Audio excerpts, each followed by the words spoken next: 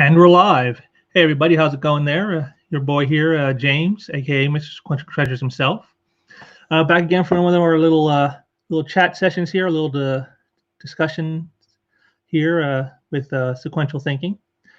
Today, we're going to be talking about a little something that might seem a little bit like stuff we talked about before, but it actually goes a little more in depth to a certain level that I don't think we've reached in the past. Today's chat is going to be dealing with stuff that's gone down within the last 24 to 48 hours regarding a certain comic creator named Sean Gordon Murphy and the fallouts that have been going on regarding his situation. So, it's important we talk about these things, I think. And so I just thought I'd do a little stream here for you guys to give you the 411, and maybe we can come to some conclusions ourselves of what's going on and why things are just so messed up in the comic book industry, because it really is. It's it stymies me. But so let's get this all started here, and we'll share the screen. And there we go. Okay, what you see here is the artwork here for Batman: Curse of the White Knight, which is a creation of Sean Gordon Murphy. It's a sequel to his original series called Batman: White Knight. It's sort of a non-canonical Batman story based off the old cartoon series in the 90s. It's a lot of great work. I've read both books, and they're both very excellent work. He's done very well by himself with these works. I remember the first miniseries was averaging somewhere around $70,000 to $80,000. 80,000 copies per month in unit sales.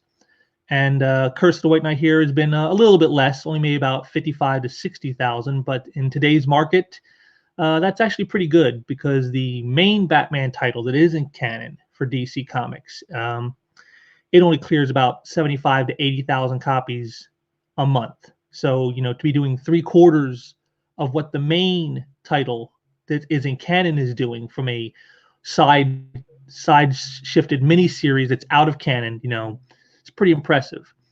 And as a result of that, he was given the chance to expand on this universe he's created. And so DC is allowing him to create what he has dubbed the Murphyverse, which will be the characters in the Batman universe here of White Knight that he has created them. And he's going to be working with lots of other talented people, putting out books. I think Catwoman, Batgirl, and Nightwing are all slated to get a miniseries based off of these works here. So that's where this all begins, because everything started with the fact that he was getting the Murphyverse off the ground. Because as we see here, when he posted a few days ago on his Twitter, Sean Gordon Murphy says, "The rules of the Murphyverse: 1, dead characters stay dead. 2, no inner monologues. Not a fan of using them. 3, stuff comes out on time. 4, only the best talent who puts customers, readers first." Now, this little short list here of what it takes to work in the Murphyverse would seem, I'm thinking, probably for most people, to be common sense, because you just that it's just good business to make your deadlines, to make the stories have impact, and to put the reader first in your mind, so that you can be sure to make them care enough to want to continue to support your efforts. Now, you would think all of this is just common knowledge, and who could have fault with this? But as we're going to see here from some people, some new ones we haven't seen before, as well as some oldies that we're all familiar with from past little diatribes like this. Of course, there always is somebody who has to have a problem with this. And here's our first one, David B., whose name is David Brothers. He's a former employee of Image Comics. He was some kind of creative consultant or somewhat there. and he's currently working at Viz Publications, the people who do a lot of anime and manga stuff. Here's his little hot take on Sean Gordon Murphy's list. He takes out the last one here about only the best talent who puts customers, readers first, and he goes, "Is this a Comicsgate dog whistle or nah? As many of y'all pointed out, this is less dog whistle and more whistle whistle. Imagine embracing bigotry with arms wide to make a buck. How tediously American is that?" Now, right here off the bat, you have to understand he's blasting this because Comicsgate, for those of you who may not know, is a consumer movement that has slowly morphed into sort of a alternate way of producing comics outside of the mainstream. And people like this have hated Comicsgate since its inception because they demand the very thing that Sean Gordon Murphy has listed here. They want to be treated like customers. They want to be treated respectfully by the people creating the works. And guys like David Brothers here, well, they just don't abide that. For them, it's all about, hey, I want to insult whoever I want, and I don't care if you like it or not, but you still better buy my books, you bigot, that kind of thing. But here he is taking what is basically just good common business sense and trying to turn it into bigotry. And you can see down here, how tediously American is that. He hates America, which kind of makes it funny because that's where he lives. And if you hate it so much, why are you still here, David? Why are you here, man? Is someone holding you here? You're held hostage? The exit's right over there to your left. Just please be sure to use it. So it just kills me to see this. But as you'll see, he goes much further than just to question Sean Gordon Murphy's intentions with this. And here we go now. So a guy who is at best Comicsgate adjacent got an imprint at DC with their biggest character and immediately began marketing it to use code words to embolden his base of bigots who've harassed DC employees and creators. What's the takeaway here? Well, I think the takeaway here, David, is that you're the real bigot here because, the fact that you see someone saying customers come first, which, as myself, someone who has worked retail many years, that's like the mantra for business, And the fact you see it's some kind of code word for bigotry, well, see, that shows that you're the one with the problem here. That's the takeaway, And it's funny because Sean Gordon Murphy has never come out as Comicsgate, despite him here labeling him as such. All Sean Gordon Murphy has ever done is be respectful to fans and to fellow colleagues, no matter who they are. He doesn't care about your politics. He doesn't care about your religion. He doesn't care about your belief systems. All he wants you to do is be respectful to him as a person, and he will do the same. And if you support his works, he is professional and courteous to you for doing so. That is what he does. But as you can see here from David, that's just like Comicsgate, and that's somehow bigotry to do that. So, it's hilarious. And then we get down to a more crux of what I think is more David's problem here. This is an actual question, by the way. I'm not really a fan, so I'm out of the loop. But he must be bringing in mad money. That's the only thing I can figure. Otherwise, why? Considering the climate and the culture, why? And there you have it. He's jealous. That's pure jealousy coming out right there. He knows Sean Gordon Murphy is successful and he is not. Sean Gordon Murphy has just gotten his own imprint at a major publisher, and he doesn't have that. And all he can think is it's about because Sean makes the money for the company, which, you would want any employee to do. I don't know what his employers expect of David here, but if he's not bringing them in money, well, I think, David, you're going to be in some trouble with your bosses if you aren't bringing in some dollars for them, because I don't think they want to keep you around just because they're nice people. But again, all of this, it just goes to show you the mentality that is running so pervasive in the comic book industry today, where success is seen as bigotry, where showing respect to customers is shown as somehow being a dog whistle to bad elements of some sort. All because these people themselves don't know how to do it. David doesn't know how to be respectful to customers. David doesn't know how to make money and be successful in his field. So rather than try to figure it out and learn a way to do that, instead, let me run down the people who are doing those things so that I can feel better about myself. It's just sad and pathetic when you really sit and think about it. And then, of course, he got some righteous fury for attacking Sean Gordon Murphy in this way. And so he goes, LMAO, every time I tweet about comics' favorite hate mob, I get really annoyed at my mentions. Please just meet me in Temecula instead. I will gladly throw my life away if I get to make sure you. Right there, just basically a blatant shot of threats of violence. You see, it's back in the old days, back in the 80s when I was growing up, we used to have a name for that. It's called punks. David is a punk. He's a little punk ass bitch. He's out here talking trash, saying he wants to threaten violence on people, for simply, having opinions he doesn't agree with, and again, this is just a pervasive thing. This is the escalation. This is how this type always ends up moving. They never learn that this kind of thing never ends well for them.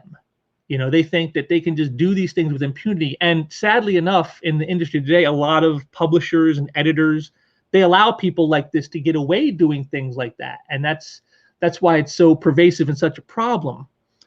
But again, it's just par for the course for this type. And now we get into the real meat of the story here, where David starts to go off. Now, the thing to keep in mind with all of this is, in the course of this, he's going to basically tell you that Comicsgate and any creators who support them or who are considerate and respectful to them or anything like that, they're all worthless and irrelevant, and they're nobodies and they're nothings, and they don't even matter at all. Keep this in mind as you listen to me go through this thread. And it's not short. This is one of the longest threads I've seen someone do, for something that was so irrelevant and, a non-entity in their minds. So just keep this in mind while we're going through this. I got a long commute ahead, and I could use some catharsis. Y'all should mute this thread if Comicsgate stresses you out. I heard Richard Meyer said my name in another video recently. I hope he used a recent headshot, because I went from dreads to bald head years ago. Now, this right here is Richard Meyer. This is your boy Zach, aka Comics Matter, aka the entity formerly known as Diversity in Comics. He did a video after all this stuff came out where he was attacking Sean Gordon Murphy, and he briefly shown some of David's posts where he does so. And I guess through the grapevine, some of his little minions, little turd burglars who want to try to get a foothold in the industry by being, basically like spies for creeps like this, got back to him. And so here he is taking a little shot, at Richard, because, that's all he's got. Continuing. The thing about Comicsgate is that as a crew, they're soft, cowardly. The so-called SJWs they deride at least had the guts to ask questions at cons. I used to do 8 shows, like 40 panels a year, and I didn't see not nary a one of them.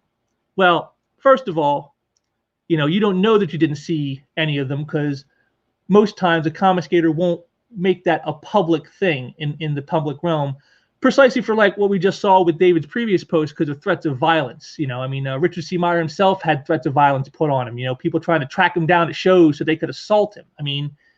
These people are crazy, and people in Comicsgate know this. They know guys like David are nuts. And so, of course they're not going to go out of their way to throw it in your face, but I'm sure some of those people in those panels were Comicsgate, even if they didn't state so. So I just think it's funny that he thinks he hasn't seen any of them because they just weren't loud about being Comicsgate, when in fact, the type of behavior we've seen David displaying here is probably a reason why they don't say it out in public. Continuing. And that softness, and rest assured, they are the softest of batches, cookies with a liquid center, is why I'm amazed it took so long for the industry folk to denounce them. They have nothing and no one but a washed up Green Lantern artist and a mediocre Batman guy. What's to lose? So again, these are references to Ethan Van Sciver, very big name in the Comicsgate movement, and of course Sean Gordon Murphy. So again, you see, he just denigrates the people.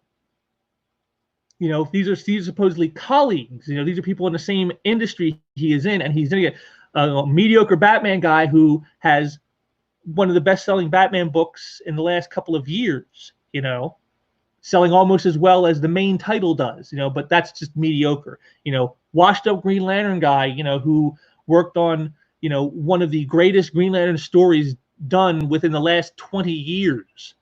You know, that's all he was. You know, that's all he did. You know, and he revolutionized, Green Lantern by bringing in the color spectrum of rings. He created Jessica Cruz, the female Green Lantern that so many of this type loved. Just a washed up Green Lantern guy who didn't really do anything when he was on the book or anything. No, not at all. You see, this is the jealousy. This is the mentality. It's all right there, and it's just a blatantly obvious thing. And to me, I'm surprised he would even say it, considering he makes it so obvious. But continuing, I got more grief from the white hip hop guy in comics because I said him saying the N-word in his dedication was whack. He was pass ag about he was a pass ag baby about it because someone told him I'd run up on him at a con, but at least he brought it to my chest. Comicsgate is somehow cornier than that. See, again, there it is. He's threatening violence. Once again, run up on you. You see, this is the mentality of these people. This is the mentality of this type.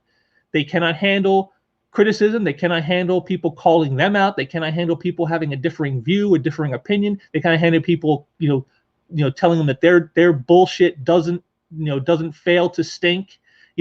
They can't handle it. And so what they do is, this is what they do. They trash you, and if that's not enough, they'll try to physically assault you. And then he wonders why no one in Comicsgate came out and said, "Hey, I'm Comicsgate," at a panel. Just, it's hilarious. Continuing, I think the industry, from publishers on down, not being willing to put their foot down, enabled these fools. It gave them leverage, which they quickly used to what? Kickstart space animal comics and poorly drawn male fantasy of big booby bimbos? Pop Warner stuff at best. Again, trashing the Comicsgate creators because, these guys are making buco dollars, and I'm sure David is living in a one-bedroom apartment, barely able to make the rent every month, but again, he's got to trash them because it's what he does. This is all this type ever has. They can't compete. They can't show receipts where like they're doing better. They know the industry is the mainstream, the direct market. It's all dying. It's dying on the vine. Shops are closing left and right. Sales and units are down for 4 years in a row. You got companies scrambling to look for new venues to get the product out to market in because they knew the comic shops are closing up faster than ever before. There's just failure all around. And rather than work to fix that failure, he would just rather attack those who are looking for an alternative to that failure. And it really says everything about his type. It really does. Continuing, I said earlier that my friends have gotten it worse than me, and that's absolutely true. I figure being a straight man has a lot to do with it, and that's inexcusable for real. If your movement discriminates even in choice of target, you're just a mob. You have no ideology. Now, you see, this kills me because don't forget, just before he was talking about Richard Meyer making a video about him. So he was all head up about, he's being targeted somehow. And now here he's saying, the choice of target, and that they somehow they don't go after him, but yet they did go after him. And it just kills me that they try this thing so much and they always fail. David, you're a person of color. That means that the person of color is going after. Women have been told off. White guys, Mark Wade, Dan Slott, Joe Quesada. These are all white guys. They've all got blasted by Comicsgate. There is no choice of target. When you come at Comicsgate, they're going to come back at you. They don't care who you are or what race you are or what gender you are. They don't care. You come in swinging, they swing back. If you haven't gotten as much, it's probably because you haven't said as much, which kind of is funny when you think about the whole thing of you calling them cowardly, and yet here it is, you're the one afraid to say something because you don't say too much. But again, you can't expect a logical or intellectual consistency from someone like David Brothers. It's just beyond their kin. Continuing, they harp on Comics Alliance like it killed the industry when me, Andy, Caleb, and Laura ran it. Except I never ran it. That was my dude Joe Hughes, a different, not me, black guy. How you going to claim you want to fix the industry and you can't even tell colored folks apart, bro? Well, you notice no one brought in race in any of this except for David, you see, because that's what matters to him. Classic projection. He's the racist here. He only sees race. He only sees people's, outward physical appearance and judges them by that. Not by what they've done, not by content of character, only by color of skin. And that's what this shows here. Continuing. Comicsgate is like someone demanding to speak to a manager about how their pasta primavera was burnt, except they're at Church's Chicken, and the manager is like this because they can't quite figure out how to handle the ludicrous situation they're in. Step one of any argument is aim. Yeah, it is. And that's why your aim is so off attacking Sean Gordon Murphy there, David, because he's not Comicsgate. He's apolitical. And I guess that makes it tough for guys like David who want to put everybody in little boxes. You're in my group, you're over there in that group with Comicsgate, so you're the bigots. But then when you're apolitical and you don't side with anybody, well, that makes you hard to categorize, hard to just put in a little box and neatly tuck you away. So what he does is just, well, if you're not with me, then you got to be over there. And so there it is. If you say anything that's not negative about that group that I hate, well, then you're part of that group. And again, it's funny because that's the kind of thing they say about Comicsgate, and yet it's just more projection.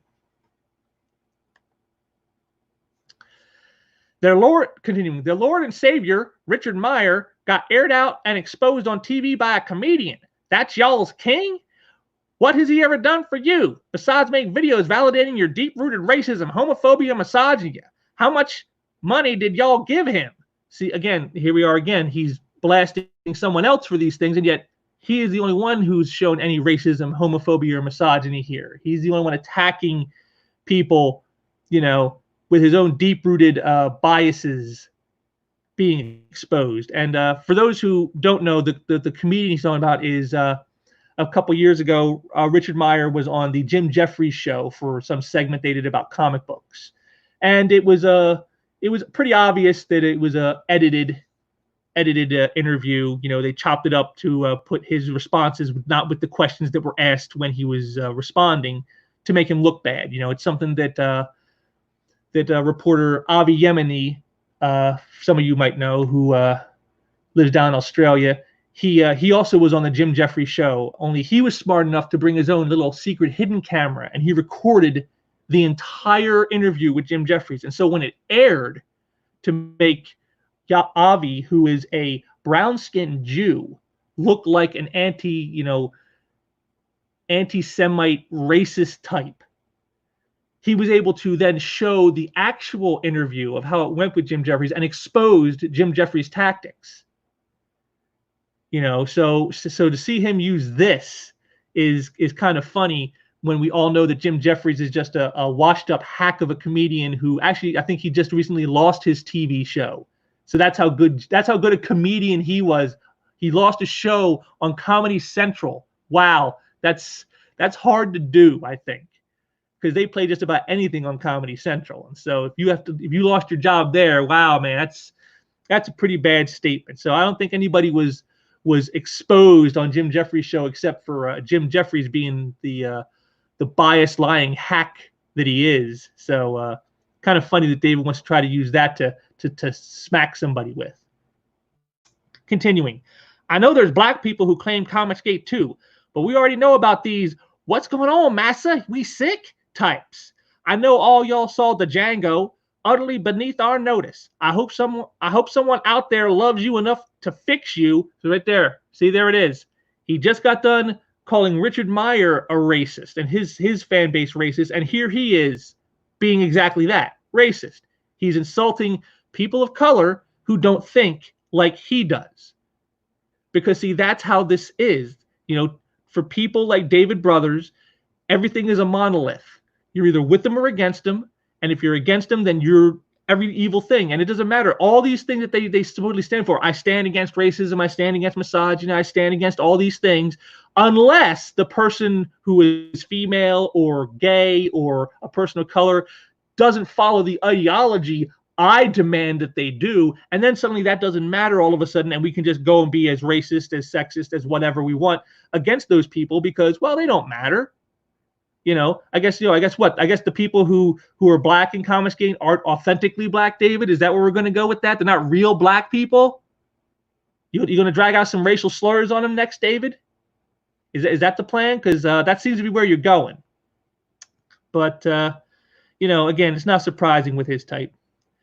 Continuing, Comicsgate is a grift for clout, a pyramid scheme that puts money in EVS's pocket and lets Meyer think he's interesting just because he has a pink dick. Some folks make a show of opposing Comicsgate for clout, and that's soft to me too. But later for that, Comicsgate don't love you. Oh, see, so now the people who attack Comicsgate, well, they're a problem too. But I'm not going to get into any of that because why? Well, because they're on my side. They hate Comicsgate too, and the way they do it might not be the right way. I think they're not doing it the right way, but I'm not going to get into any of that. Of course not. Of course not, David. Of course not. And it just tells me that this guy again is just your typical hard left sort of projecting scumbag who projects all his insecurities, all his phobias, all his hatred onto everybody else so that way he doesn't have to deal with the problems within himself. See, everything he said here so far is based in ignorance. It's based in jealousy. It's based in hatred. It's based in ideological conformity. And, rather than deal with any of those issues, instead, let me just run people down. Continuing, Comicsgate won't love you. Y'all are foot soldiers in a war that doesn't exist. You are sacrifices, checker pieces meant to make men who came to a crossroads in their career and were found wanting still feel important. At least there's orgies and cults. Y'all have a hashtag. See, once again, running people down. Nobody sees anybody in Comicsgate as foot soldiers or sacrifices or checker pieces. Again, this is how he sees those people. Again, projection. If he did any more projecting, we could put him in front of a IMAX screen and run movies off him. I swear, it's And what's this thing about orgies and cults? I mean, isn't that kind of, I don't know, misogynistic, David? I mean, what you're saying, women are only good for one thing, being sexual devices for guys and cults. I mean, what's your point there, David? What's going on there, man? What are you trying to say? Where's the love for the feminism? What's going on, man? Anyway, continuing. Y'all claim comics are being censored and changed. But listen, I love rap music, raunchy manga, and crime comics. If you want some debased joints, it's not hard to find. Y'all are just scared because women got a seat at the table, which is hilarious because it's still only a few. Again, more ignorance, more stupidity. I myself, I've told you guys before, I've been reading comics for over 3 decades, since the late 80s. Just off the top of my head, Ann Nesenti, Louise Simonson, Mary Jo Duffy, Mary Wilshire, Rosalind Romita. These were all women who worked in comics before I was even reading them. I loved their work. Ann Nesenti's Daredevil run in the late 80s and early 90s is a classic. It's a high watermark for anybody who ever wants to work on the character. Louise Simonson's X Factor run is beautiful, classic soap opera adventure styles. It's great. I'd highly recommend it to anybody. Mary Wilshire, she's known for her work on Red Sonja at Marvel. But my favorite work was the Firestar miniseries she did. I always loved the character since the days of Spider-Man and His Amazing Friends. And when I read that miniseries, it was awesome. Her artwork was beautiful. You know, all these women, have created tons of work, and they got it not because they had lady parts, but because they were talented, and they got it through merit, not through some form of nepotism. It wasn't, oh, you're a woman, here, let's give you some work because you're a woman. It was, wow, you write a great story. Wow, you draw some great art. Wow, you need to be working for us. And they produced great work that is still remembered to this day, work that is a benchmark that others try to aspire to. So, and it's not just, non-comic skaters who love that work. Comic skaters love that work. Many in comic skate have mentioned these types of runs by women and people of color and other things that they've grown up love reading. And so to sit there and say that it's just because women are no, women have been at the table at least since the late 60s, like with people like Marie Severin, who I call, and I think others have called the first lady of comics. She was doing stuff in the late 60s, for God's sakes. She just passed away a couple years back. This is a woman who worked on characters like the Hulk and, did funny stuff like Not Brand Ech, the humor stuff. I mean, very talented woman. And, they've always been a part of comics. This isn't like, acting like the last 10 years, up until the last 10 years, there were no women in comics, except there were. And the very people he's denigrating, saying that they're afraid of women and scared of women, supported those women and made them, well-known creators whose work is beloved by hundreds of thousands of people for generations. So, again, this is just, to me, more lies and more projection, which is all David really has. Continuing, y'all claim a certain strain of masculinity, but don't even live up to those toxic ideals. You're subordinate to a simp. I must be missing something because that isn't rugged individualism. That's being a sucker. Again, more ignorance, thinking that somehow Richard C. Meyer is the leader of Comicsgate, and he's not. There is no leader of Comicsgate. If you've paid attention at all, you would know that. And anyone who's made that claim, it's basically been a troll for buffoons like David Brothers, to laugh at them when they do it. It's like, I am Spartacus. No, I am Spartacus. No, I am Spartacus. That's what it is. There is no leader of Comicsgate. Comicsgate is sort of like a set of beliefs, a set of, values that you feel are important in the comic industry and in the way of interactions between creators and the consumer base. That's what Comicsgate is. It is sort of an ideology in a way, and it's not just one guy is calling the shots. There's definitely people in Comicsgate who don't agree with each other, but they agree on the main points of the values. That the reader, the consumer comes first above all else. That's really at the heart of Comicsgate. Sean Gordon Murphy's rule number 4. That is Comicsgate. That's the core of what Comicsgate believes. Which of course is why David here attacked him for it and claimed it was Comicsgate when it should just be common sense. But because of people like David in the comic book industry, it's not common sense anymore, and that's the real problem. That's the real sucker. Is not letting that be what guides people in this industry today.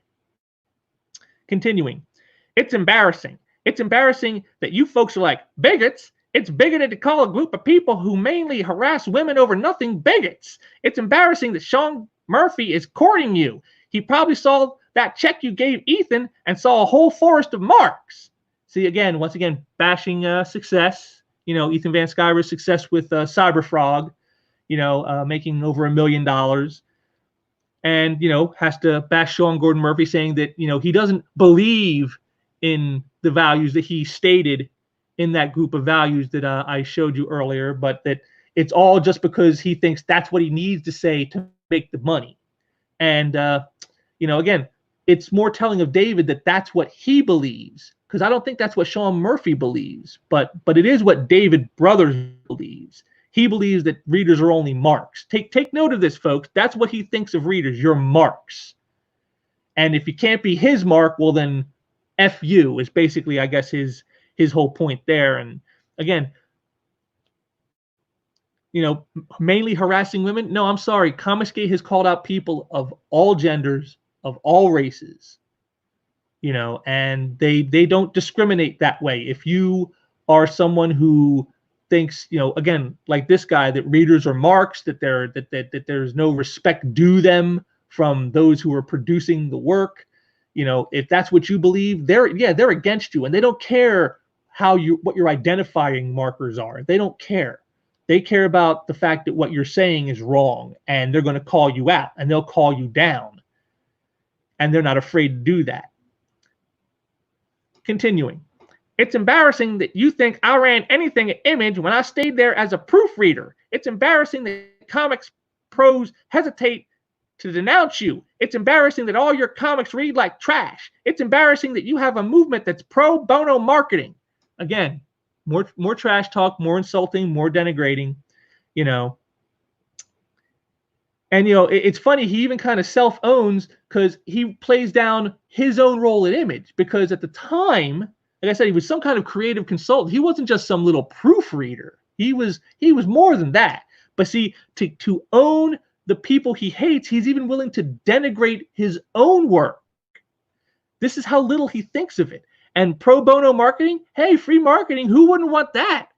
Hell, I bet the big main publishers wish they could get pro bono marketing right now, with how badly sales are down. They probably wish they could get it.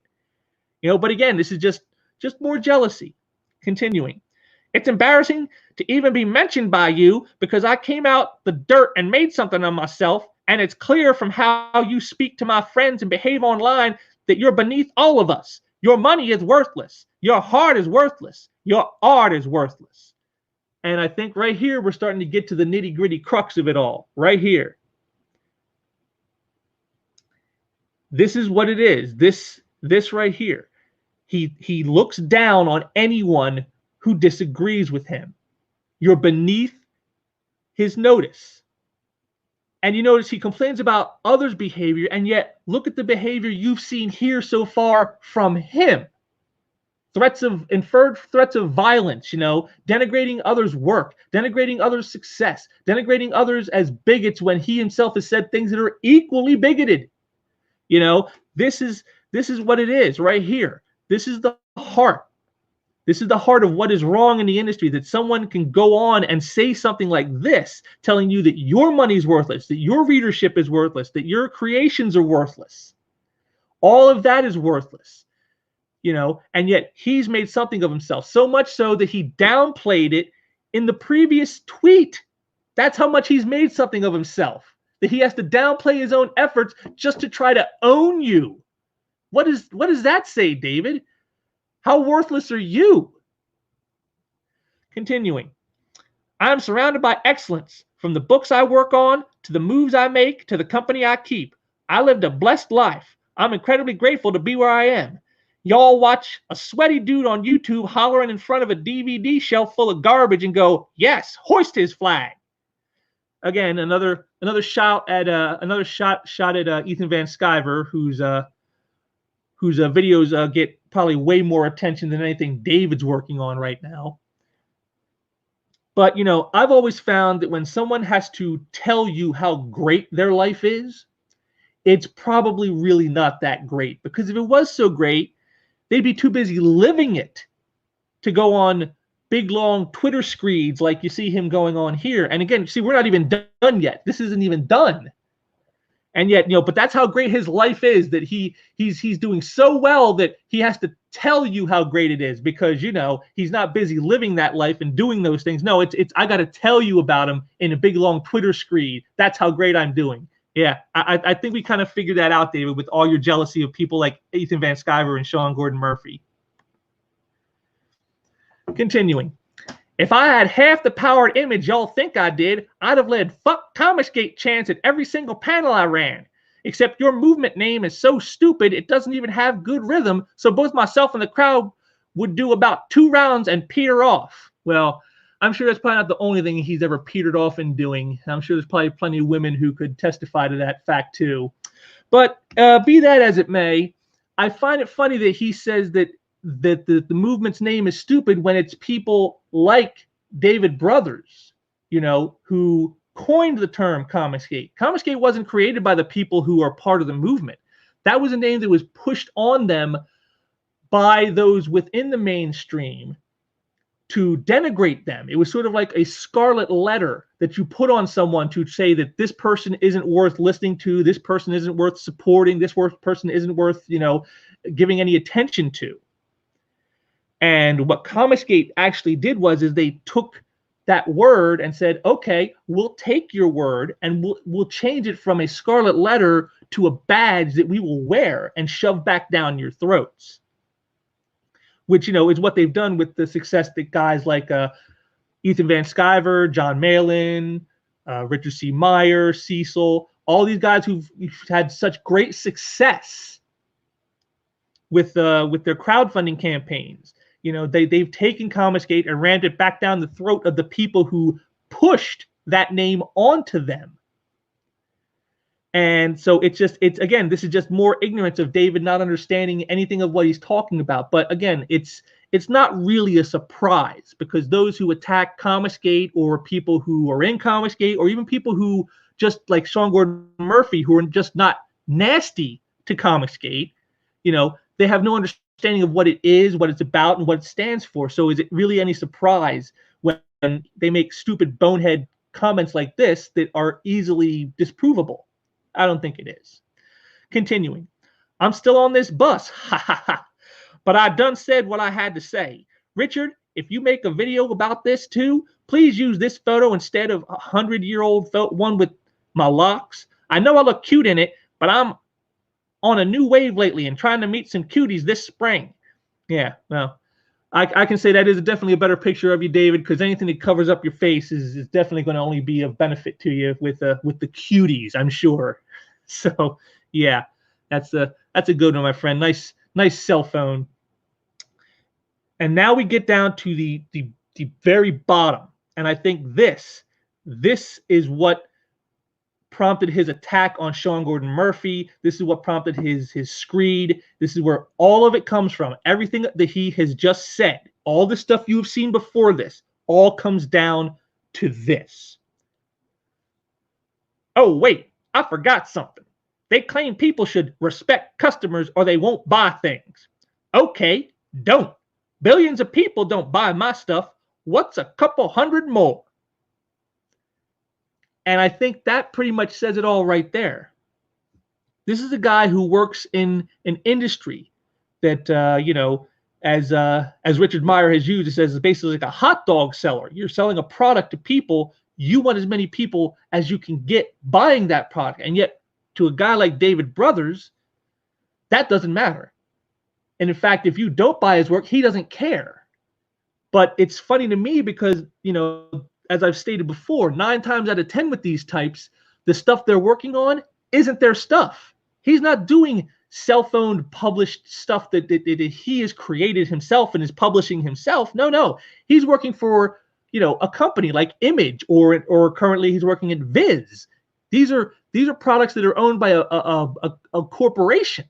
You know, so basically when he says, you know, billions of people don't buy my stuff, what's a couple hundred more? What he's saying is billions of people don't buy my employer's product. So what's a couple hundred more? Well, I would think the employer would have a little problem with that, wouldn't you? I mean, if you were a business owner and you had employees going on social media telling people, you know, it don't matter if you buy my employer's products, I think that guy would be shuffled off to the unemployment line so quick his head would spin. But yet, again, this is part of the problem in the industry today is guys like David Brothers are allowed to say things like this. They're allowed to do things like this and just walk away clean without paying a price. And that's why they can attack guys like Sean Gordon Murphy, who are more successful than they are, and feel no fear in retribution or repercussions of any kind, because sadly, the people in charge aren't going to do anything about it. And just to prove more how much David thinks Comicsgate is irrelevant, here the very next day he did another tweet thread, another one saying, to show you just how much that they don't matter, because to him, by tweeting another thread. And so he goes, "I don't have another thread in me, ain't no more to it. But I do want to point out that these CG dudes are in my mentions with all types of slurs, including some that are so inside I can't quite figure them out. But their movement is about sales and respecting customers, right?" Which is pretty interesting that he says that, because rather than actually maybe take some screen caps of those slurs that he's saying he's getting and posting up here where we could see them, so we could see for ourselves, oh, look, here are Comicsgaters using all these slurs, which I'm guessing probably in his case would be racial slurs. Instead, he just puts a picture of Lucille Ball doing a whole whatever type of image. Whatever. Rather than actually show the receipts of these slurs he's getting. Which kind of leads me to believe he really isn't getting slurs. And it's probably more along this whole point here of including some that are so inside I can't quite figure them out, which is really, I'm guessing, just a translation for, well, what they said wasn't really slurs, but I want you to believe they're slurs, so I'm going to just slide all these criticisms in and call them slurs. Criticisms for, my hypocrisy, my bias, my, bigotry, all the things that, you just saw in the previous thread, he got called out for that stuff. And well, rather than just, take the criticism, I'm just going to call that slurs. And, and then so that way, if you go and read them and don't see actual slurs, you go, well, they're so inside. That's why I can't figure them out either. That's his little sidestepping, so that if you actually went to investigate yourself, as I did, by the way, and you didn't see actual slurs, he can say, oh, well, that's a slur. Oh, it's just inside. It's code word, so you don't know. I can't figure it out, but I know that's a slur somehow. Again, it tells you the mentality. Continuing, it's important to recognize and call it what it is. They aren't your only customers or fans, and most of them ain't even that. They're loud boys on the internet who make a lot of noise. Do you really want to kowtow to the hateful? Do you realize how that makes you complicit? What sweet, sweet irony for him to call anyone else hateful. This disgusting, vile bilge that he's been spewing for days is nothing but hatred. And he does it to get people like Sean Gordon Murphy to try to denounce Comicsgate, or get DC Comics to try to fire certain people who they don't like. I mean, this is what these people do. This is the whole thing of cancel culture. That is pure hatred. It's kowtowing to hatred. That's what cancel culture is. If you needed the definition for cancel culture, it's these mean girl tactics that kowtow to hate. And so for him, of all people here, to be telling you not to kowtow to hate, what he's saying is, don't kowtow to that hate, kowtow to my hate. But of course, that wouldn't make him look so good. So instead, he just sort of just brushes off his complicity of the hatred he's displaying. It's just really not a surprise, but it is pathetic. People keep talking like there's two sides of this, but it's not SJWs versus CG. It's decent folks versus bigots playing innocent. And are you somebody who's down to accept money from people who'd shame your friends until they suicide, or are you someone who cares? This one actually got me a little angry, because there's a gentleman by the name of Peter Simeti, and if you don't know who that is, he is the publisher and brain trust behind Alterna Comics. It's a small press comic publisher. And Peter is very much in the Sean Gordon Murphy vein of being very appreciative and thankful to anyone who supports him and his company and their product. No matter where they are on a political spectrum or an ideological spectrum, Peter Simeti doesn't care about those things. He's very much, again, apolitical. He just cares that you support the work and that you like the work. And what Peter was doing at the time, this was a couple years ago, he would retweet anyone who posted images of Alterna comics, saying how great they were and how much they liked them. And there was a hashtag being used at the time called Move the Needle, which was used a lot by Comicsgate members. And what Move the Needle was about was to, one, disprove David's thing here about how they aren't your fans, they aren't your readers.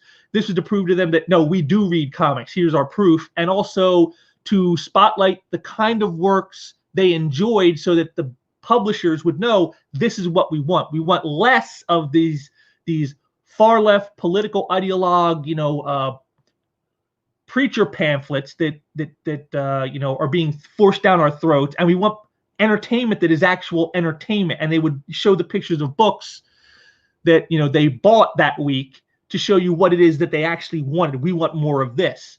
And so whenever anybody would put Alterna books in one, Peter Simeti would make it a point to thank them, the way any smart, savvy businessman would do. You always want to thank your clientele for supporting you, because if you don't, they won't stay your clientele. As a result of that, people like David Brothers, although I can't say David himself was one, although I wouldn't be surprised if he were, but I have no evidence that he was, but people with his mentality that you've seen here launched an all-out assault on Peter Simeti for this. Peter Simeti, who is, by the way, a Asian American, so he's part of those marginalized communities that these types are always going on about. You can't denigrate these people, you can't criticize these people, you got to respect these people. But that all went out the window for Peter because he dared to stand against the orthodoxy of you don't, thank people that we hate. And they launched such a horrible campaign on this man that he actually contemplated suicide. Now, I don't recall David Brothers coming out then and showing how much he cared and saying, yo, folks, back off, man. You're pushing this guy to suicide. That's just wrong. Don't do that.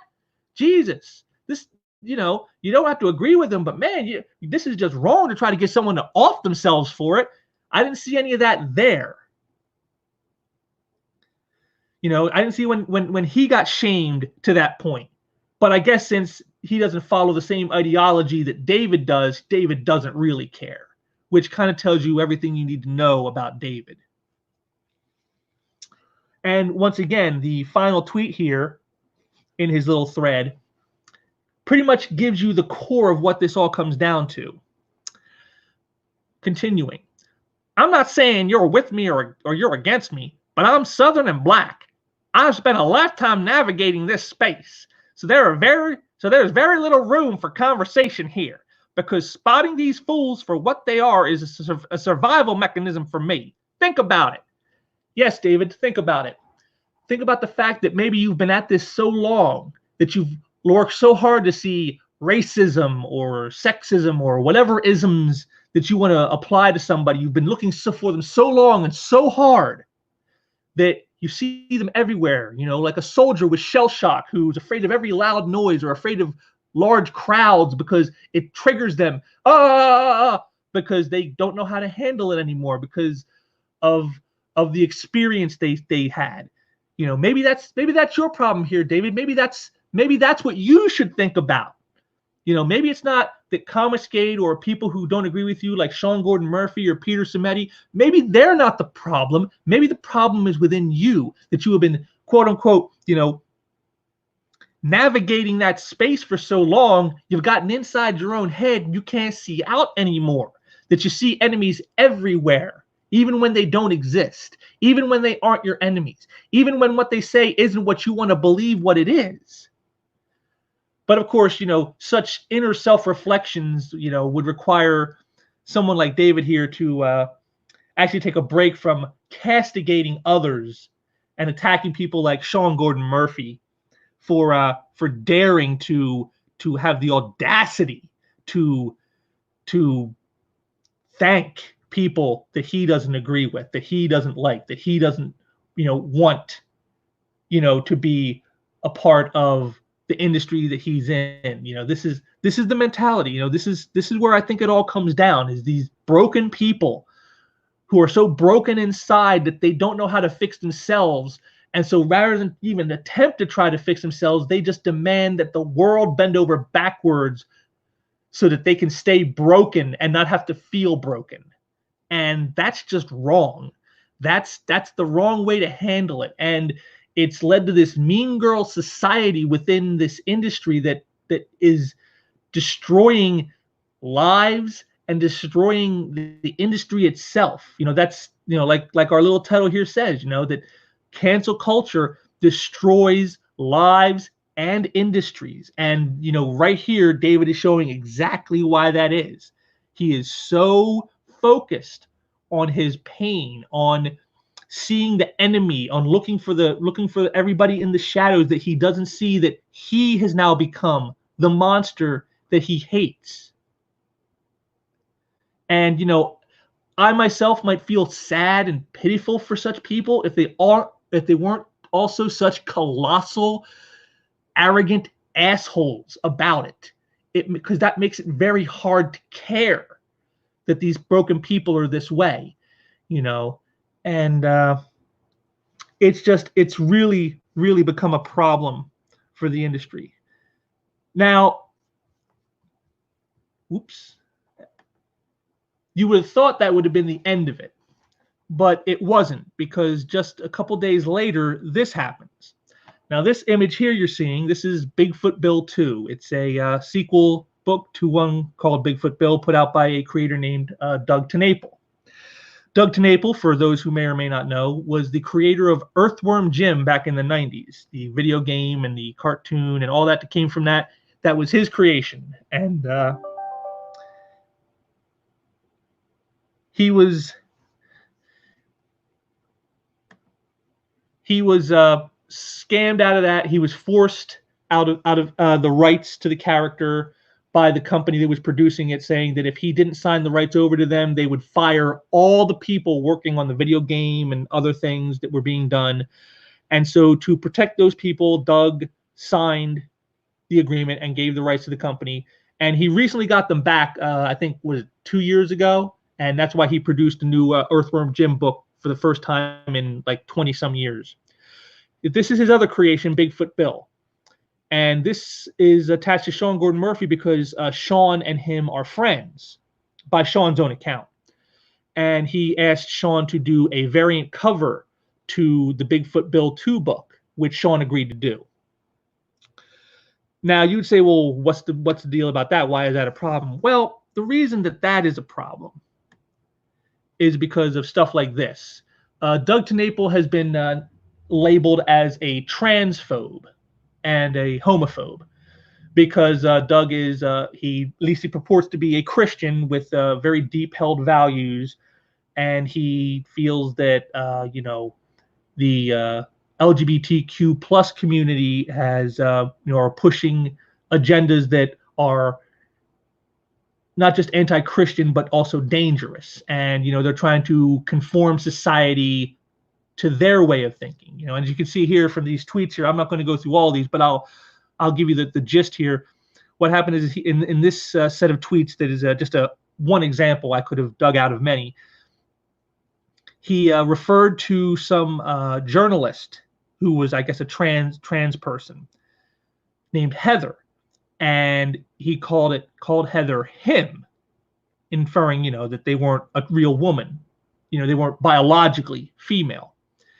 And, you can see here from this, there's, like from here, the second tweet here on the left, there's no harm in what they call themselves. There's harm in demanding everyone in the world to endorse it.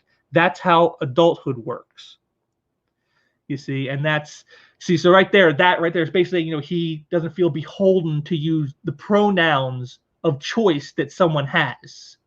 If someone wants to be called something other than what is physically, biologically showing, he does not want to feel obligated to do that, And there are people who have that view, and you can disagree with it and say they're right or they're wrong or whatever.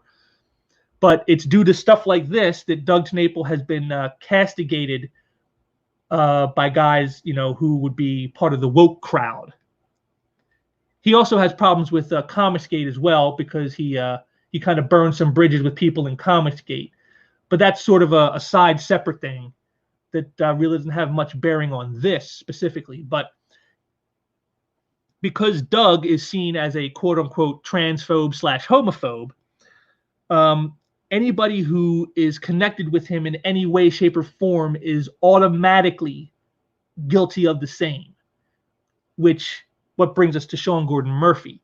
His desire to work with his friend and do that variant cover was all the justification that was needed for the woke crowd to come out of the woodwork and attack Sean Gordon Murphy as a transphobe. And so after this all happened, he did a few tweets apologizing, saying how sorry he was and how it just recently came to light that he didn't realize this about Doug, and that he's been very supportive of the LGBTQ plus community, and it's been a very important thing to him to support that group, and he's very sorry if his doing the cover hurt anyone, and that as a result of that he is pulling the cover and he will now not be doing that cover. Which, this to me is the most dangerous aspect of the woke community, in that they can get people to stop being creative based on guilt by association, as you'll see here. Here's our good friend David again. He brings up an old tweet bases it off of what Sean Gordon Murphy said about this recent incident. And he goes, "I recently did a cover for a creator, but it's been brought to my attention that the creator has posted opinions that are anti-LGBTQ." And then almost exactly 1 year ago, and he brings up this old post where Sean Gordon Murphy says, "I built a bridge to a guy who's a great artist and a hard worker. He was kind enough to help spread the word for my auction, helping someone in need. Probably someone who has different political opinions as well. I'm okay with that." And then he ats Doug TenNapel. So what this is trying to do here is to say that Sean Gordon Murphy always knew that he was a transphobe, that he always knew these things about Doug, and that he's just trying to cover it now because he's being called out, when it could be entirely possible he was talking about something else. It's because it says here Paul had a different political opinion. That could mean anything. That could mean that Doug is a Republican and the person he was helping was a Democrat. That's different political opinion. That doesn't have to do with anything else. But again, it doesn't matter if there's actual legitimacy to this or not. It's anything to bring him down, because he even brings it out here. "Actually, let me say the quiet part loud. Been brought to my attention equals I didn't know about this. Someone who has different political opinions equals I know about this. This is like when Frank Tyree said he was going to beat up journos and his friend said he's a nice guy." Well, I don't know about the Frank Tyree incident. Again, there's no context given here. For all we know, it could have been some journos were harassing him and he got hot under the collar, lost his cool, and said something, he shouldn't have said. Does that mean he's not a nice guy? It doesn't mean he's not a nice guy. It means he's a nice guy who lost his cool. But see, again, context. Context is something someone like a David Brothers doesn't want you to have on these things. Because if you have the context, you might not agree with them. And that's what it comes down to. They want conformity of thought. Everyone must think what I think. Everyone must believe what I believe. These are the types who coined the term listen and believe. You see, I mean, the creed of cults and dictators the world over. And that's exactly what this is. And this is what he's trying to do to Sean Gordon Murphy. Don't listen to Sean. Listen to what I'm saying and believe that he's truly a bigot. That's what he's saying here. And then we got everyone's favorite Wicked Witch of the West here, our old friend here, not a friend, old fiend, I should say, Tess Fowler, who, as always, lives up to her name. She had to jump in on this, and hit you with this. "Today in comics, apparently, no Batman writer who supports bigots in a hate movement as well as supports that hate movement's apologists has a new imprint at DC and is hiring bigots? Lol. I told y'all in fucking 2017 dude was a problem. But ooh, he makes Batman comics. And I'll get you, my pretty, and your little dog too. Wait, I'm sorry. That was another thread she wrote on. I'm sorry. That's my fault. Disregard that last bit. But again, as you can see,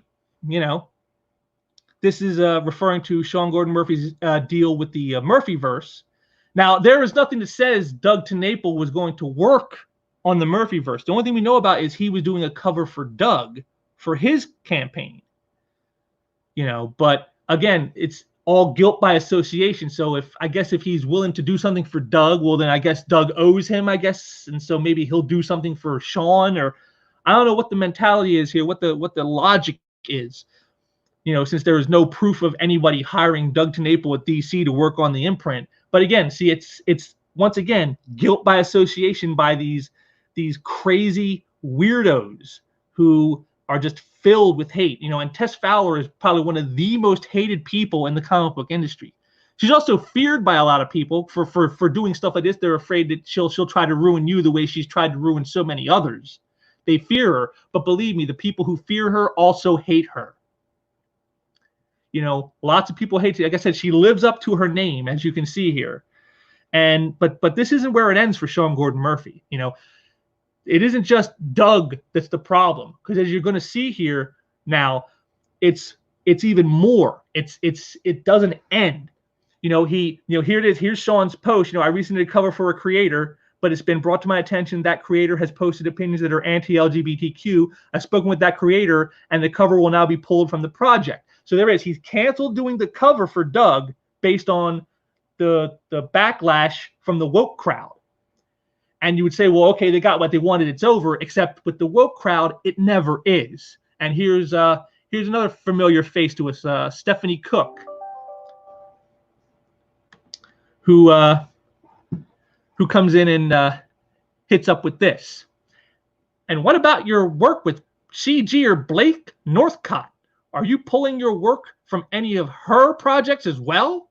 Now, for those of you who don't know Blake Northcott, I'm not as familiar with her as I am with all the others who've been involved with this. But from what I understand is she's a comic book creator, writer, and she's worked with lots of people in the industry. Some people who are in CG, some people who aren't. She again, just like Sean Gordon Murphy, she's very much apolitical. She doesn't care what your politics are. She doesn't care what your religion is.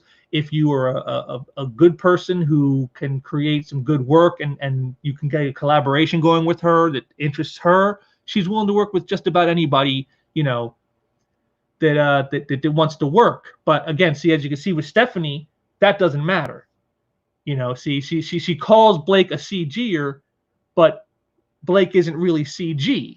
But that doesn't matter because she's worked with CGers or she's worked with people who've associated with Comicsgate, and so that's enough. That's enough to get you destroyed. Is just any type of association. Continuing, seems to me that if now is the time when you're going to show morals over who you choose to work with, you might want to take a look at everyone. See, there it is. Guilt by association, purity tests.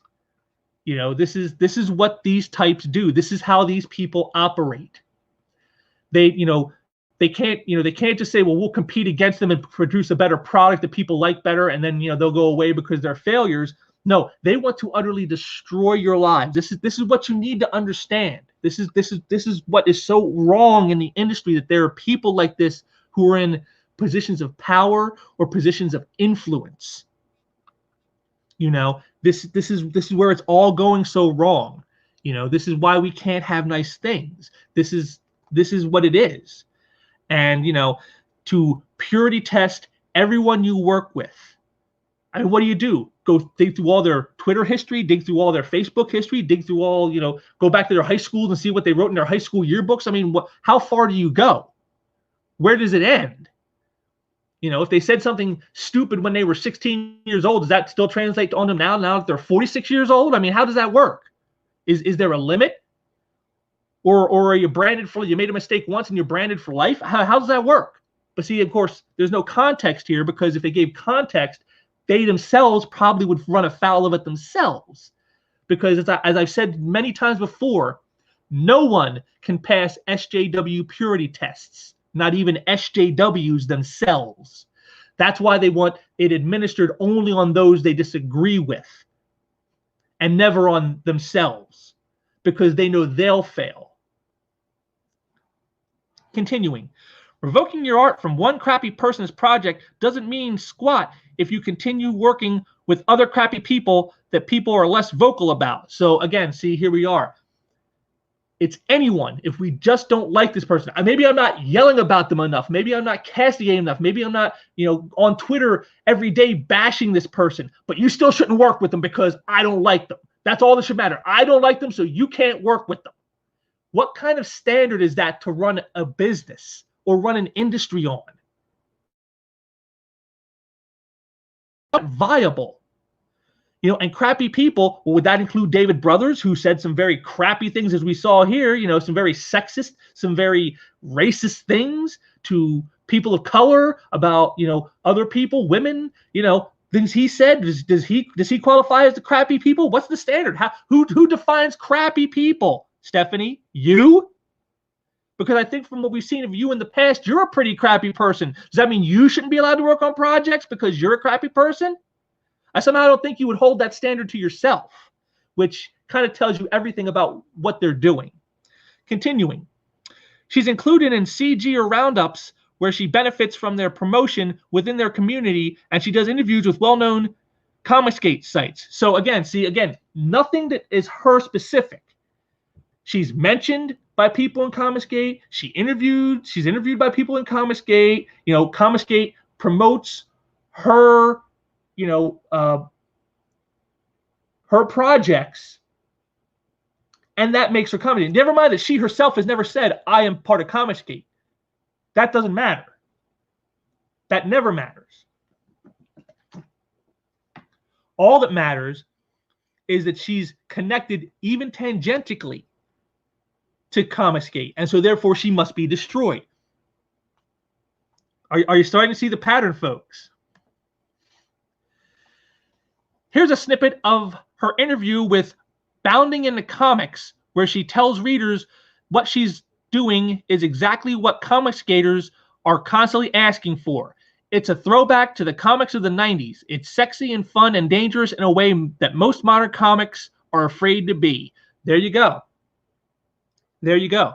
Well, first of all, what you might notice here, if you're looking at the screen, you see the Bounding into Comics with the two little asterisks in there. And you're saying, how do you know that's Bounding into Comics? Well, that's another thing these types do.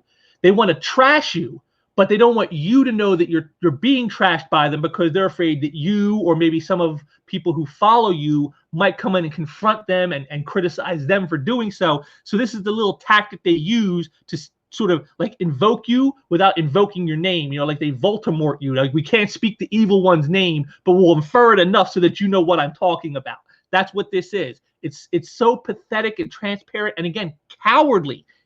David Brothers called Comicsgate cowards. This right here is the most cowardly thing ever. You're so afraid of the people you're attacking that you're trying to hide the fact you're attacking them, from the very people. Like in a court of law, you couldn't do this.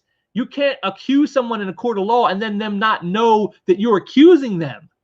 That doesn't work, but that's how these people operate. And again, looking at what she said here, throwbacks to comics in the 90s. Oh my God, back when, comics were actual entertainment and not pamphlets of propaganda for far left-wing politics and activist groups.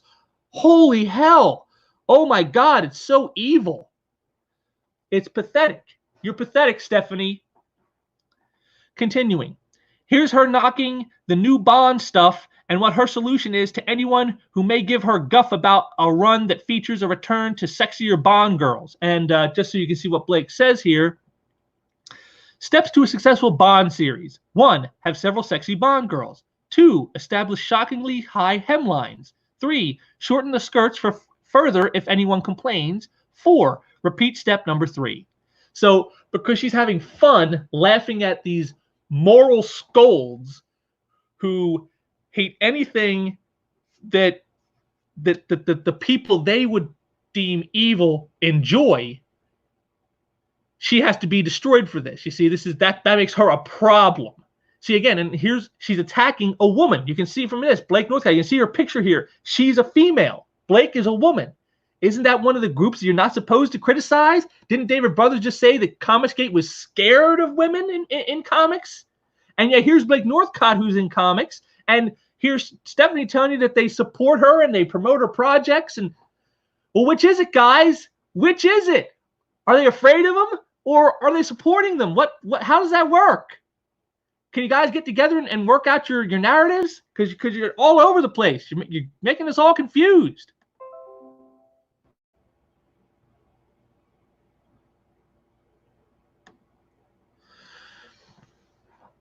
Continuing, let's not forget when she petitioned Marvel to hire her instead of Chuck Wendig in the immediate wake of him being fired from a book because she won't talk about her politics. So, again, quick aside here, Chuck Wendig was a writer. He's written some Star Wars novels. He wrote some Star Wars comics. And then he went on tirades on Twitter and ended up getting fired by Marvel, so he could not write any more of their comics because he was attacking people and, you know, the same kind of vicious ways we've seen people like Stephanie and Tess Fowler and David Brothers do. And he actually was one of the few who suffered the consequences of those actions. And so when that happened, Blake stepped in to sort of submit her resume to Marvel saying, hey, you know, hire me on. I can do your work. I'm great with customers. And, you know, I'm not, you know, I don't shove my politics in people's faces, and I don't go off on Twitter rants insulting people that don't agree with me politically, you know. And because of that, that's a problem for Stephanie. You see, it shows her, you know, her, again, for types like Stephanie and David Brothers, being apolitical is a bad thing, because it means you will not castigate those they want castigated. You will not attack those they want attacked. You will not denounce those they want denounced. And that makes you a problem to them. And, you know, it's the heart of cancel culture that you have to do that. Continuing. On her collab last year with Mitch Breitweiser. Again, Mitch Breitweiser, another person, a creator who was, you know, attacked and pushed out of the mainstream back in 2016 because he dared to do a little quickie sketch of President Trump, you know, and said, you know, best of luck to you, Mr. President, you know, to try to hopefully you can help heal the wounds, or help you can bring the country together, something like that. It was meant as a message of unity. Like, you know, the election was contentious. It's all over. You're the president now. I hope you can bring us all together and heal the country. You know, it's a very positive, uplifting thing. But because he did that, and it was pro-Trump, he was savaged and kicked out of the mainstream. And so now here's Blake Northcott, who is working with Mitch Breitweiser. And so, of course, you know, you have to destroy that guy. You got to destroy him. You got to destroy her for having the temerity to even talk to this man, this guy who probably voted for Trump. Oh, so evil. You must destroy them. You must destroy them. Continuing. Oh, here's the bio of one of her collaborators who straight up tells us that he's a fervent comic skater and lists Blake in it. So again, this isn't even about Blake herself. This isn't even something Blake's doing. It's not like a project. It's not like Blake talking about something. This is somebody else, Kelsey Shannon, who is talking. And he just mentions Blake because he has in the past worked with her. But yet that is enough.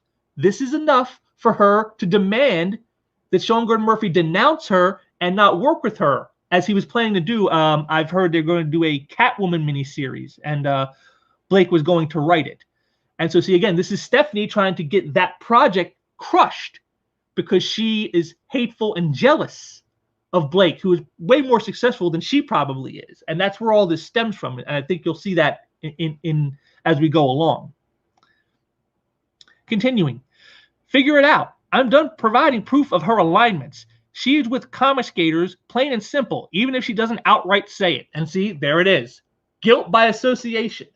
Guilt by being tangentially associated with anything I don't like.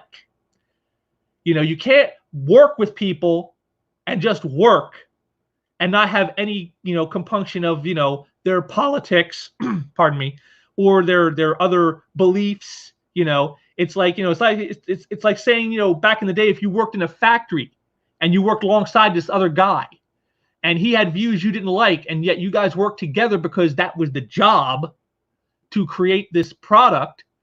Well, that means you're now the same bigot as the guy you're working with just because you're working together on the job. It's not because you're, you know, it's like you're saying, hey, can we go, let's all go hang out at one of your Klan rallies after work. You know, it's not like nothing like that. Just by associating through work, through doing a project, that alone makes you culpable. Because see, what these people want is to not just, you know, silence the people they disagree with, like a Kelsey Shannon or a Sean Gordon Murphy or an Ethan Van Sciver or a Richard C. Meyer. They're not just trying to silence them. They want to utterly destroy their lives. They want to make them unemployable. They want to make them living under an overpass in a cardboard box, contemplating suicide. This is what they want. This is how they operate. When you don't agree with them, you must be destroyed. And that's exactly what she's trying to do here with Blake Northcott. You know, pressuring Sean Gordon Murphy not to work with her because she has had the temerity to be promoted by Comicsgate, to be talked about by people in Comicsgate, and to have worked with people who associate with Comicsgate. And so therefore, she is Comicsgate, whether she says so or not. You see, it's, again, just like with the label itself, it's being pushed on somebody. Blake Northcott isn't Comicsgate, but that doesn't matter. For someone like Stephanie, you are Comicsgate. I don't care whether you say it or not. You are, because I want you to be, because I need you to be, because that is what must be, so I can be justified in destroying you. And then here was the end of her little thread.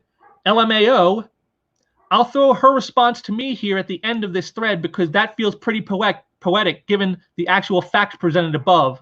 Yeah, the facts that Blake Northcott is not Comicsgate. The fact that Blake Northcott is just someone Comicsgaters respect and is someone that Comicsgaters have worked with. But she herself is not one. But that again, but then again, facts don't matter to people like Stephanie. And here's and right here you can even see it. Blake herself spells it out for her. Hey, Stephanie Cook, who has me blocked. I'm not a CGer, and I've done nothing but be professional with both colleagues and fans alike. Don't know why you're trying to secretly call me out and damage my career with rumors, slanders, and lies, but please stop. And there you are. Stephanie is playing up the fervent mean girl tactics. That's all she's doing. She's playing the mean girl tactics of attacking those she doesn't agree with. All because she's jealous of them, because she hates them, because her ideology that she has embodied and has taken to heart has so corrupted her that she cannot abide anyone who does not think like her having a place in the industry. And you don't even have to be guilty of anything other than just mild association. That is enough that you must be destroyed. And then she started some more. PSA, you can't say that you're anti-harassment and align yourself with Comicsgate. Those things contradict each other, which of course they don't. And again, as Blake said, she's not Comicsgate. And Sean Gordon Murphy said he's not Comicsgate. So it wouldn't matter even if those were mutually exclusive terms or not, because they're not that. So, you know, it's ridiculous. Continuing. Imagine trying to play the victim and telling your 40,000 plus followers that you're anti-harassment and then telling them that the person showing literal proof of your alignments is mentally ill. Now, there was a post, I couldn't seem to find it though, where Blake did say that, you know, she doesn't understand why Stephanie is doing this, and the only reason she could think of was jealousy, mental illness, or having a hateful axe to grind. which I guess in Stephanie's case, I would say is probably all three of those reasons. But you notice she has to throw in the how many followers she has. See, again, another denoting of success that must be denigrated, just like with David Brothers when he was attacking people and denigrating their success. And then to say, you know, you're anti-harassment, it's like, but who's the one who called who out? Who was the one that began all this? Stephanie's the one who went to Sean Gordon Murphy demanding he disavow and disassociate with Blake. Isn't that harassment? Isn't that where it begins? Isn't that kind of like some kind of stalkerish mentality going on there? So responding to that is not being a harasser. That's responding to harassment. So if anyone's here, so you know, if Stephanie wants to believe she's anti-harassment, her own actions condemn her otherwise. Continuing. Also, mental illness and the stigma surrounding it is awful. I do actually suffer from depression and anxiety, but I'm not going to let people weaponize that against me because there's nothing wrong with it. Well, except it is, Stephanie. That's why depression and anxiety are clinically diagnosable conditions for which you see, you know, a physician or a psychologist, because there's something wrong and they have to help you try to address it. So actually there is something wrong with that. And as far as weaponizing, the only weaponizing going on is you trying to use your quote unquote mental illness as a shield from criticism now, saying, you know, you can't calling out my mental illness is bigotry of some kind, and you know, you can't do that. You know, so it kills me how she can't even see just how stupid she's being in all this. And then of course, oh Lord, here comes the Blake Northcott defenders from the Comicscape Brigade. Please just save your breath, and if you insist on opening your mouth, why don't you instead eat my farts? As if we need any proof more of her mental illness. I mean,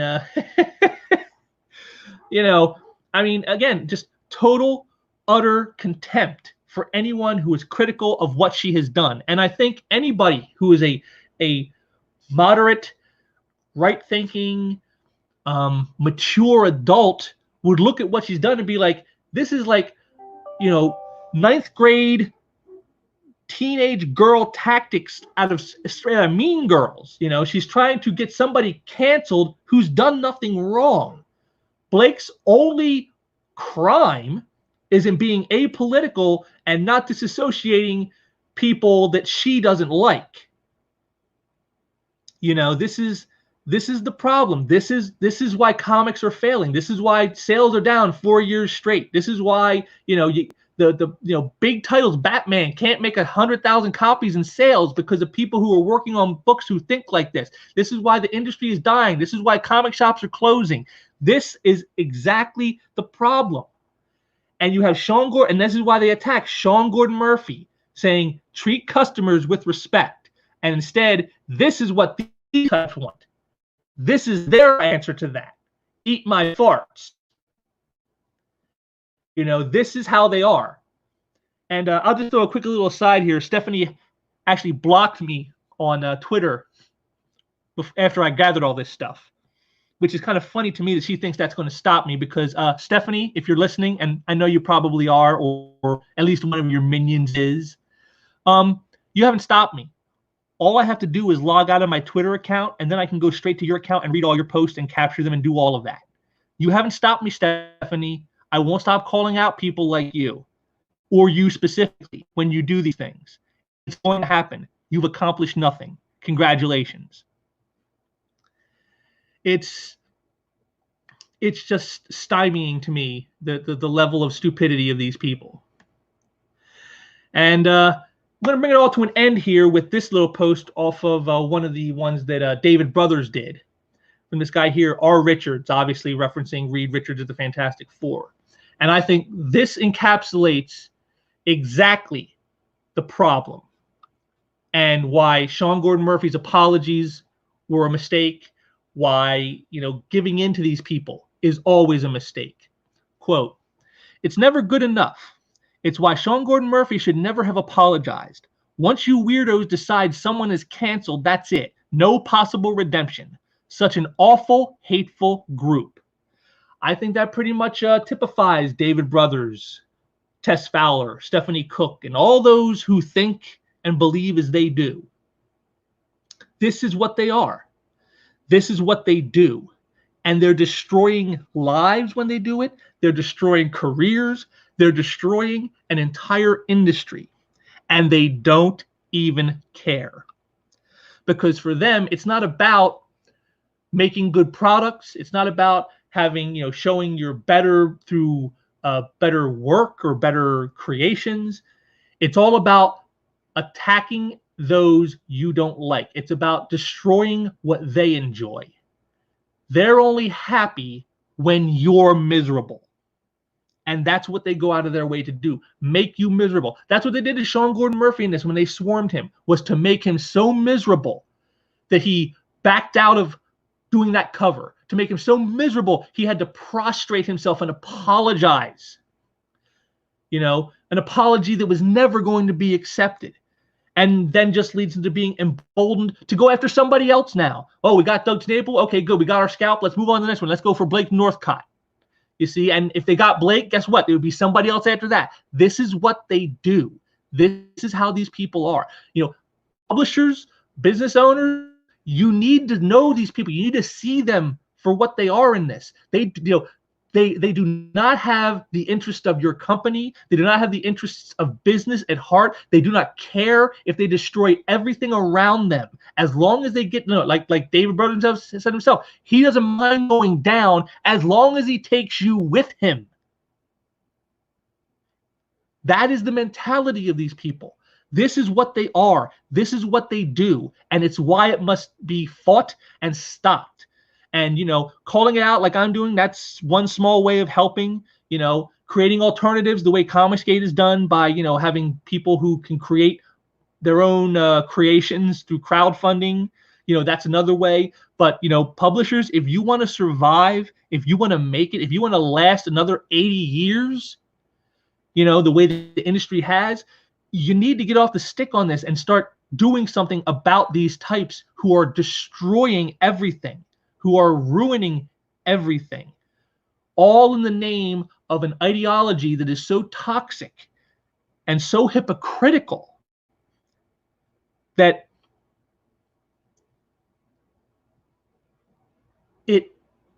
it will bring about the end of all you hold dear. There is no winner if they get their way, and they're never satisfied, The revolution is never satisfied. No matter how many scalps they get, it's never enough. There's always more. There's always more. They're always just a few more executions away from a perfect utopia. Always just a few more. And the industry needs to wake up and see this and stop this. And it may mean firing a lot of people who are in power right now, a lot of people who have access right now. They may have to go. But if that's what it takes to save the industry, to bring it back to a point where entertainment is what it's about and not about pushing woke politics, then that's what needs to be done, because anything else is basically just the death knell of the industry. And I don't think the people at the top really want that. At least I hope they don't. And I don't want to see more people like Sean Gordon Murphy or Blake Northcott or anyone else who's just out there, or Peter Simeti, who are out there just trying to create good works that everyone can enjoy, no matter where they are on political spectrums or, religious spectrums or anything else. I want those types of people to thrive. I want them to be able to be successful, because they're working to be successful. That's what they're trying to do. In putting customers first, they want to be successful. That's what that tells you. And all these other types like Stephanie and Tess and David, they don't care about being successful. That doesn't matter to them. And you just need to purge the industry of those types, because they bring nothing but destruction. And we certainly don't need any more of that.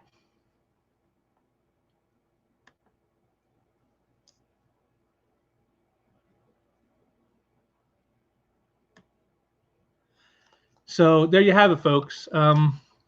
That's what needs to be done. This is the battle we're facing. This is the way it is, and we really need to step up. We can't just sit idly by anymore and let these types just run amok. You got to stand up, you got to speak up, you got to fight against it. Like I said, there's lots of ways you can do it. You don't have to just sit and take it. And this is what needs to be done, because I don't want to see this industry die. It's been a part of my life for 3/4 of my life, and I don't want to let it go. I don't want to see it end this way, not like this. So I hope that you will do what you can to support creators like Sean Gordon Murphy and Blake Northcott and others who are out there trying to produce works we can all enjoy, no matter where we fall on the political spectrum. And if you have ideas yourself, get out there and try to make them manifest. The only way we're going to defeat this is by putting ourselves out there. I'm doing that here with this right now in a small way, and so are others. But we need more. We need more people doing this. We need more people creating the works. We need more people fighting the good fight, because that's the only way we're going to stop this type. Because they don't end. They never stop. It's never enough for them, and we can't let it end that way for us. So anyway, I want to thank you for joining me on this. I hope it's given you a little something to think about. I hope I've given you maybe a few little bits of entertainment myself through it. And just want to make sure to let you know, down there in the description, hit me up on Twitter. You can see what's going on there. And if you want to help support me and some of the creators I work with who actually care about entertainment, who care about producing good work, head on over to the art gallery where we have some of their art for sale, and buy some art. You get some great artwork from some creators who actually do respect the fans and respect the readers. So again, thanks for joining me. I'll hopefully be back again with some more stuff for you soon. And until then, take care. See you soon.